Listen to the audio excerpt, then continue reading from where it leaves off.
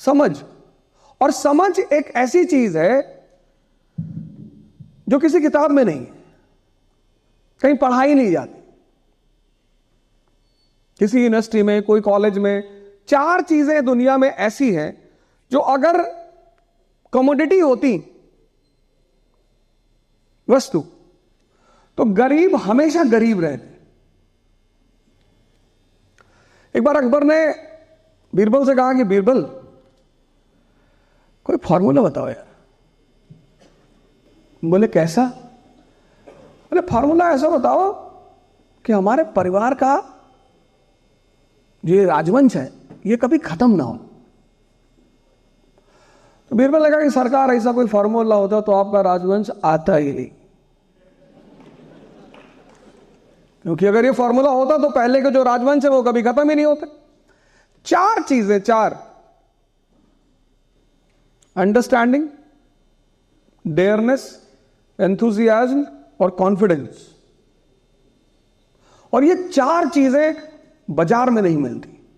अगर ये मिलती तो अमीर इसको मोनोपोलाइज कर लेता, और जब मोनोपोलाइज कर लेता तो चंद्रगुप्त कभी सपना ही नहीं देख पाता सम्राट बनने का। समझ। चलो सिद्धांत अगर नहीं समझ में आता तो कहानी। एक बुढ़िया माता के घर में एक चोर कूदा रात में, तो बुढ़िया माता की नींद टूट गई। तो उन्होंने चोर को बुलाया अपने पास, बोले बेटा। तो चोर तो डर गया। तो बुढ़िया माता ने कहा बेटा डरने की कोई जरूरत नहीं है, मेरी बहू से मेरा झगड़ा है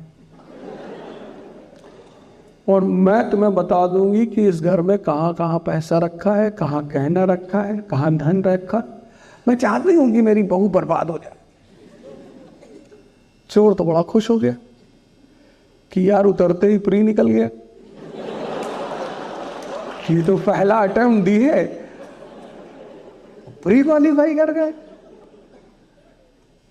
निकल जाता है प्री कभी कभी। अब देखो जिसके कॉन्सेप्ट नहीं क्लियर है ना, उनका मेंस फंसेगा। चोर तो बैठ गया माता जी के पास। माता जी बोली कि देखो बेटा मैं तुझे सब बता दूंगी, उस खिड़की में क्या है, वहां क्या है, उस बॉक्स के नीचे क्या, लेकिन तुझे मेरी कहानी सुननी पड़ेगी। चोर लगा माता जी सुनाओ। तो बुढ़िया माता ने कहानी सुनाना शुरू किया। कहा कि बेटा एक बार मैं राजस्थान गई, राजस्थान के मरुस्थल में मैं घूम रही थी और घूमते घूमते मैं मरुस्थल में खो गई। और जब खो गई तो चील के एक झुंड ने मेरे ऊपर हमला कर दिया, और जब उसने हमला किया तो मैं चिल्लाई पंकज पंकज पंकज। तो बुढ़िया माता के बेटे का नाम था पंकज। निकल आया, उसने चोर को देखा, बहुत मार मारा। तो तुक्के में प्री अगर निकल भी जाए तो बेस में अगर कॉन्सेप्चुअल क्लियरिटी नहीं है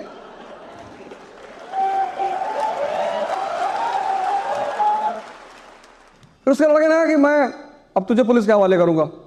तो उस बूढ़ी औरत ने कहा कि बेटा जाने दे, तूने इसे बहुत मारा है, जाने दे, छोड़ दे, जा।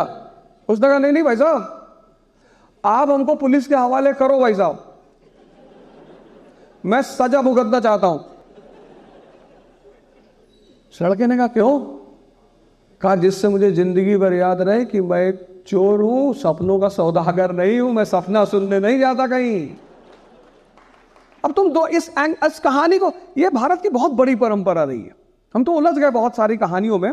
यह भारत की बहुत बड़ी परंपरा, श्रेष्ठतम परंपरा, दर्शन को कहानी में समझाना। मैं कहानी थोड़ी सुना रहा था। उस बूढ़ी माता को उस सिचुएशन से निपटने के लिए किसका इस्तेमाल करना पड़ा? समझ का। वो कोई न्यूटन का नियम थोड़ी था। जब भी जिंदगी में परिस्थितियां तुम्हारे सामने आती हैं, जब भी, तो कौन तुम्हारी मदद करता है? तुम्हारी समझ। अब ये समझ क्या है? दिल्ली की गद्दी पर जो भी बैठा उसकी लड़ाई राजस्थान से जरूर। क्यों? गुजरात जाना है, राजस्थान से गुजरात जाना है, क्योंकि गुजरात का जो कनेक्शन है वो सेंट्रल एशिया और वेस्ट एशिया से। आज भी अगर तुम देखो चाबार का जो पोर्ट है ईरान का, उससे आज से हमारे संबंध नहीं है, बहुत पुराने। बसरा इराक का पोर्ट है। बसरा, छाबार, ग्वादर और लोथल, ये 4 नाम सुने। बसरा कहां है? इराक में। छाबार कहां है? ईरान में। ग्वादर कहां है? पाकिस्तान में। और लोथल गुजरात में। ये 4 पोर्ट पूरी दुनिया की इकोनॉमी संभालते थे, संभालते हैं और संभालते रहेंगे। पूरा वेस्ट और ईस्ट का ट्रेड इन 4 पोर्टों पे डिपेंड करता है, पूरा। तो जिसको भी इस ट्रेड पे कब्जा करना है, 2 रास्ते हैं उसके पास। एक रास्ता सिल्क रूट वाला है कि आप इंडिया से निकले पंजाब, पंजाब से फिर आप अफगानिस्तान, अफगानिस्तान से ईरान, सेंट्रल एशिया। लेकिन ये जो रास्ता है रूट ए वाला, सिल्क रूट वाला, खतरनाक रास्ता है। ट्राइब्स है, लूटमार, युद्ध। अभी देखो कैसे युद्ध चल रहा है। तो एक दूसरा रास्ता निकालना था, मैरीटाइम, समंदर के रास्ते से। तो गुजरात पर कब्जा करना ही था। तो दिल्ली को गुजरात पर कब्जा करना है। अब दिल्ली और गुजरात के बीच में है राजस्थान, तो लड़ाई होगी। क्योंकि जिनको शौक है लड़ना, ऐसे पढ़ाई आपका अगर शौक बन जाए तो ये कंपटीशन आपके लिए माइनस हो जाएगा। तो किताबें क्या करती हैं? किताबें तुम्हारे दिमाग को जिंदा करती हैं, जिससे कि तुम्हारी सोचने और समझने की क्षमता बढ़ जाए। This is the only role of education. इसके अलावा एजुकेशन का कोई रोल नहीं है। अगर एजुकेशन दुनिया में महान बनाता तो कबीर महान कभी नहीं होते, कभी स्कूल ही नहीं गए। कबीर का नाम तो सुना है ना, कभी स्कूल नहीं गए। अकबर कभी स्कूल ही नहीं गया। अब तो खैर बोलने से कोई फायदा नहीं, सिलेबस से हट गए हैं। पर वो आदमी बहुत समझदार है। राजपूतों किसको परेशान नहीं किया? इल्तुतमिश को किया, बलबन को, रजिया को, अलाउद्दीन, सबको। रणथंभौर जीतने के लिए अलाउद्दीन खिलजी को बेईमानी का सहारा लेना पड़ा। राजस्थान कोई लड़के कभी नहीं जीत पाया। एक तो टरेन बहुत टफ है, आधे से ज्यादा आदमी को तो टरेन मार डालेगी, मरुस्थल। ज्योग्राफी बहुत सारी चीजों को डिसाइड करती।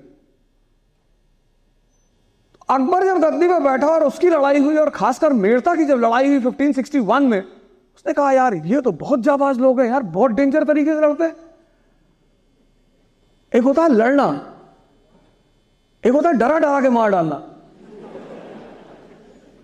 उसने बीरबल को बुलाया, वो समझदार आदमी था, उसने बीरबल को बुलाया। उसने कहा यार बीरबल, यार ये क्या चाहते हैं यार ये राजपूत?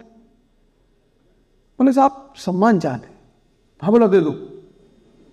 सम्मान कोई कमोडिटी थोड़ी है, बोरे में भर के दे दो। पापा कहना, पापा कहो इनको।